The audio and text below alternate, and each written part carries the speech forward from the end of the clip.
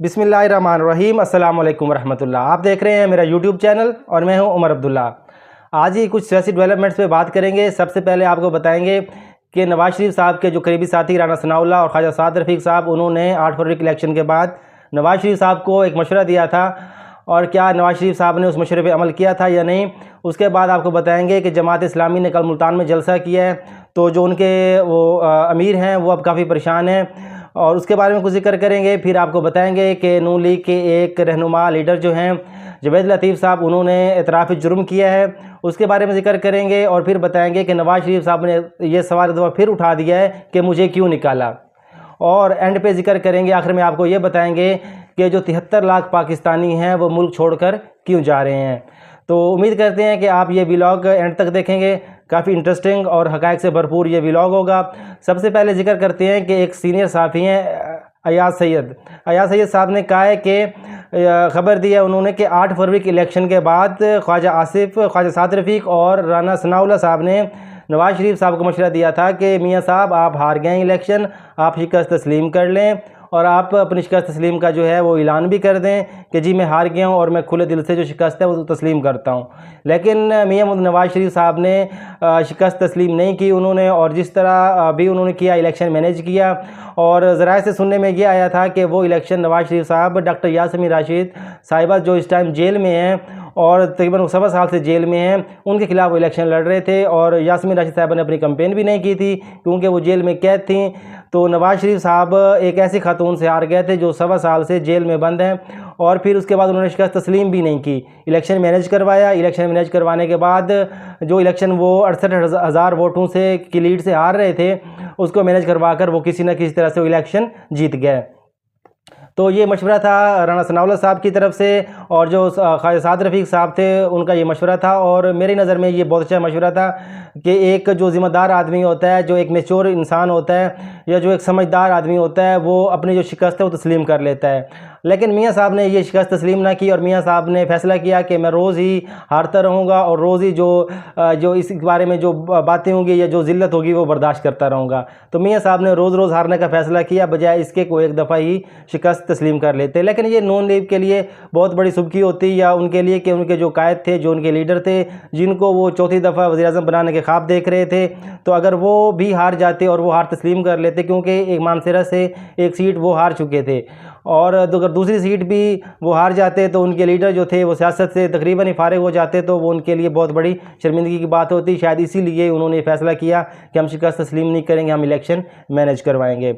और आप जिक्र करते हैं कि जमात इस्लामी के जो चेयरमैन हैं, जो उनके अमीर हैं, वो काफ़ी परेशान हैं, क्योंकि लास्ट टाइम कुछ दिन पहले उन्होंने धरना ख़त्म किया था, वो बिजली के बिलों और महंगाई के खिलाफ धरना जारी था, और वो उन्होंने धरना ख़त्म किया था, हुकूमती लोग गए थे, जिसमें साबिक वज़ीर आला पंजाब जो मोहसिन नकवी साहब थे और अता तारड़ साहब, तो उन्होंने जाके उनसे कोई मुआहिदा किए और उस मुआहिदे के नतीजे में जमात इस्लामी ने अपने जो धरने थे वो ख़त्म कर दिए। लेकिन जिस दिन ही उन्होंने धरना ख़त्म किया था तो उसी दिन ही बिजली के बिल 2.5 रुपये फ़ी यूनिट बढ़ा दिए गए थे, जिसके बाद काफ़ी उन पर तनकीद हुई कि आपने धरना ख़त्म किया और उसी दिन ही किया जिस दिन बिजली मज़ीद बढ़ा दी गई। आप तो बिजली के रेट कम करवाने गए थे, लेकिन ये रेट मज़ीद बढ़ा दिए गए हैं, तो उनको काफ़ी परेशानी थी। कल उन्होंने मुल्तान में एक जलसा किया है, एक दरमियाना जलसा था, ना बहुत ज़्यादा बड़ा उसे कह सकते हैं और ना ही बहुत छोटा जलसा, दरमियाना जलसा था। तो उसमें उन्होंने हुकूमत को कहा है कि जो तमाम मुआहिदे हैं, जो आपने मुआहिदे किए हैं, उन पर आपको अमल करना पड़ेगा, वरना ऐसी तरीक उठेगी जो रुकेगी नहीं। उन्होंने कहा कि हमने उन वज़रा के सामने कहा था कि हम मुआहिदे पर ताक़ुब करेंगे, मुआहिदे का ताक़ुब करेंगे और ये जो मुआहिदा ये मनवाएंगे। और साथ उन्होंने कहा कि 28 अगस्त का तारीख़ी मुल्क गिर हड़ताल होगी। 28 अगस्त को हम ऐसी हड़ताल करेंगे कि पूरा पाकिस्तान जो है वो बंद हो जाएगा। मज़ीद उन्होंने ये कहा कि चंद महीनों में हमने कीनिया और बांग्लादेश का हाल देख लिया है। हुक्मरानों, वक्त से पहले हालात का एहसास कर लो, फिर ये ना हो कि आपको कोई जो ट्रांसपोर्ट या कोई बहरी जहाज़ या कोई फ़्लाइट फिर ना मिले। उन्होंने मज़ीद कहा कि हमारा पार्टियों से नहीं, नौजवानों, ताजरों, तालिब इल्मों और अवाम से इत्तेहाद है। हुक्मरानों को बता देंगे कि ये तहरीक रुकने वाली नहीं है। अवाम को आपस में लड़ाने की हुकूमती कोशिश नाकाम बना देंगे।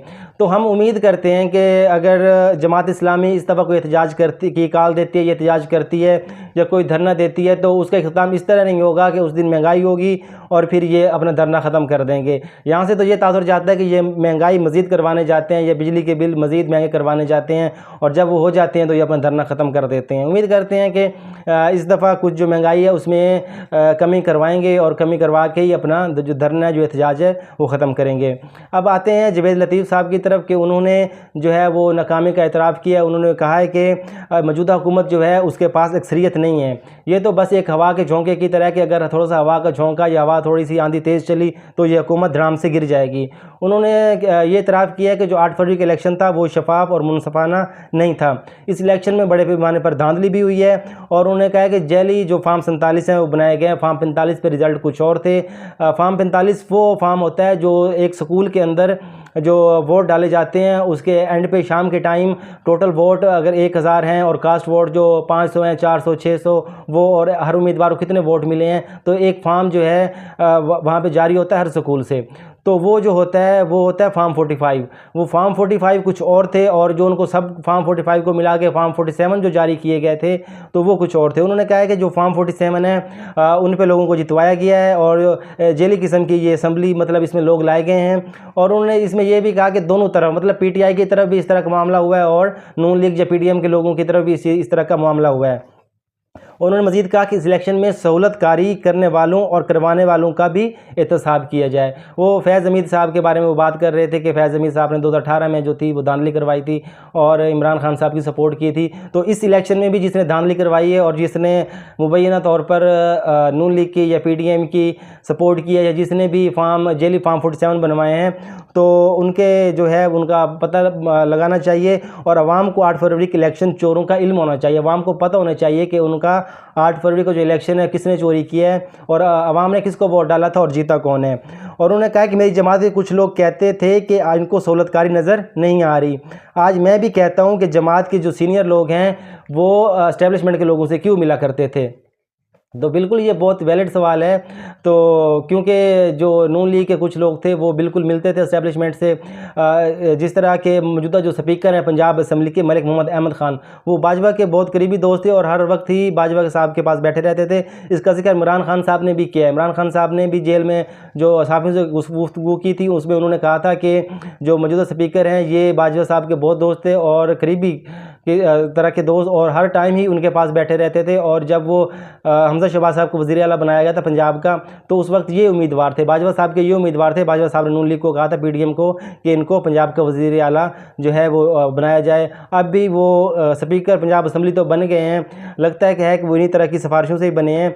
लेकिन मलिक मोहम्मद अहमद ख़ान साहब ने अब ये बयान दिया बाजवा साहब के हक़ में अपनी दोस्ती निभाते हुए। उन्होंने कहा कि बाजवा साहब ने जो कभी एक्सटेंशन की ख्वाहिश ही नहीं की थी, उनके जहन में एक्सटेंशन की कोई बात नहीं थी, लेकिन उनका ये बयान है वो ख्वाजा आसिफ साहब ने रद्द कर दिया। ख्वाजा आसिफ साहब ने कहा है कि जो बाजवा साहब थे वो एक्सटेंशन के इस हद तक ख्वाहिशमंद थे कि उन्होंने कहा था अगर मुझे एक्सटेंशन नहीं दी गई तो मैं मुल्क में मार्शल लॉ लगा दूंगा, मैं जमहूरियत का जो ये है सफ़र इसको लपेट दूंगा, ख़त्म कर दूंगा और मार्शल लॉ लगा दूंगा। वो एक्सटेंशन के इतने मुतलाशी थे और इतने भूखे नज़र आते थे एक्सटेंशन के। तो लेकिन मलिक मोहम्मद अहमद ख़ान साहब उनकी तारीफ़ कर रहे हैं और अपनी दोस्ती निभा रहे हैं। बिल्कुल दोस्त को होना भी ऐसे चाहिए और दोस्त की हर जो बुराई है उसके ऊपर पर्दा डालना चाहिए। अब आते हैं नवाज शरीफ साहब की तरफ कि उन्होंने ये सवाल दोबारा उठा दिया है कि मुझे क्यों निकाला। ये सवाल उन्होंने शुरू किया था 2017 में, जब उनको सुप्रीम कोर्ट की तरफ से नाअहल किया गया था और उनके ऊपर करप्शन के और इस तरह के कुछ चार्जेस थे और उनके अकामा वगैरह का कोई मसला था। जो वज़ीर-ए-आज़म पाकिस्तान के थे और बाहर की कंपनियों का उन्होंने अकामा लिया हुआ था, तो उस पर उनको नाअहल किया गया था। तो जब वो नाअहल हुए तो उन्होंने एक रैली निकाली GT रोड पे, उन्होंने रैली निकाली और उस रैली में वो उधर से इस्लामाबाद से शुरू हुए, वहाँ से निकले रैली की क़यादत करते हुए और लाहौर तक पहुँचे। और उस रैली में तकरीबन 1000-2000 लोग, इतने ही लोग शामिल थे और सारा रास्ता वो चीखते चिल्लाते और ये सवाल पूछते हैं कि मुझे क्यों निकाला, मुझे क्यों निकाला। लगता है मियाँ साहब को इसका जवाब भी अभी तक भी नहीं मिला, क्योंकि अब वो दोबारा ये सवाल दोहरा रहे हैं। और कल जो उन्होंने प्रेस कॉन्फ्रेंस की है, रिकॉर्डेड प्रेस कॉन्फ्रेंस, जिसमें उनके साथ वज़ीर आला पंजाब मरीम नवाज शरीफ साहबा भी थी, तो उन्होंने दोबारा ये सवाल पूछा कि मुझे क्यों निकाला। लेकिन इससे पहले जो शायद इनको जवाब मिल गया था, क्योंकि जब वो लंदन में थे और पाकिस्तान में इमरान खान साहब की हुकूमत थी, तो जलसा पीडीएम को था, उसमें वीडियो लिंक के ज़रिए खिताब किया था जनाब मियां नवाज शरीफ साहब ने, और उसमें उन्होंने दो शख्सियात जनरल बाजवा और जनरल फैज़ हमीद का नाम लिया था। शायद लगता है कि उस टाइम उनको पता चल गया था मुझे किसने निकाला और क्यों निकाला है, लेकिन आज फिर वो भूल गए हैं। और आज उन्होंने फिर जो जज जिन्होंने उनके खिलाफ फैसला किया था, सुप्रीम कोर्ट के मोअज़्ज़ज़ जज साहबान जो थे, उनके खिलाफ उन्होंने बातें की, उनको लताड़ा, उन्होंने कहा कि मेरे खिलाफ उन्होंने फैसला दिया था। तो इससे लगता है कि नवाज शरीफ साहब ने फैसला कर लिया, क्योंकि अच्छे बच्चे हैं, वो एस्टेब्लिशमेंट को ये दिखाना चाह रहे हैं कि जी मैं आपका फर्माबरदार हूँ, मैं आपके जो रिटायर अफसर हैं उनका नाम नहीं ले रहा, और जो मैं अदलिया उस पर तनकीद कर रहा हूँ। तो वो नवाज शरीफ साहब चाहते हैं कि वो अपोजिशन में भी रहें, हुकूमत में भी रहें, और अच्छे बच्चे बन कर रहें। तो इस तरह तो लगता है कि सिस्टम जो चलता मुश्किल दिखाई देता है, क्योंकि इससे पहले एक गुड कॉक और बैड कॉक की ये कहानी जो स्टोरी थी वो चलाते थे। ये दोनों भाई एक एस्टेब्लिशमेंट के ख़िलाफ़ होते थे और एक एस्टेब्लिशमेंट के साथ ही, तो इस तरह अपने मामला चलाते थे। लेकिन अब नवाज शरीफ साहब ने भी फैसला किया है कि वो एस्टेब्लिशमेंट के अच्छे बच्चे बनकर रहेंगे। तो उन्होंने मज़ीद कहा कि जिन्होंने मुझे निकाला था तो उन्होंने मुल्क के साथ जुल्म किया। साथ साथ नवाज शरीफ साहब ने ये कहा कि अगर मुझे ना निकाला जाता तो डॉलर 95 रुपये का होता, महंगाई का नामो निशान न था, और 10 रुपये किलो सब्ज़ियाँ जो वो मिला करती। अगर मुझे चलने देते तो पाकिस्तान खुशहाल तरीन मुल्क होता। और उन्होंने साथ साथ ये कहा कि मेरे दौर में जो गरीब थे उनके जो बिल थे उनकी कीमत 1600 से होती थी, और आज जो बिल आ रहे हैं वो 18,000 बिल आ रहे हैं गरीबों के। तो जब उन्होंने कहा कि जी पंजाब के अंदर अगस्त और सितंबर के बिलों में रिलीफ आएगा, और जो बिजली है वो 14 रुपये फी यूनिट से सस्ती कर दी गई है, और इन्होंने इल्ज़ाम लगाया साथ इमरान खान साहब के ऊपर कि महंगाई के जो ज़िम्मेदार हैं वो इमरान खान साहब हैं। इमरान खान साहब ने ये महंगाई ही बढ़ाई थी, उन्होंने महंगाई ज़्यादा की, और उन्होंने इमरान खान साहब पर तनकीद की। तो आप देख लें कि इमरान खान साहब जब वज़ीर आज़म थे तो उनके 3.5 साल में 4.5 रुपये बिजली बढ़ी थी, और शहबाज शरीफ जो नवाज शरीफ साहब के भाई हैं और समझो कि उन्हीं की हुकूमत है, तो इसमें उन्होंने 50 रुपये से ज़ायद तकरीबन 60 रुपये के करीब फ़ी यूनिट जो बिजली है वो कीमत बढ़ा दी है। तो मियाँ साहब आपके होते हुए, आपके भाई के होते हुए यही आ रहा है, तो आपको किस तरह हुकूमत में लाया जाए, ये चीज़ अब समझ नहीं आ रही।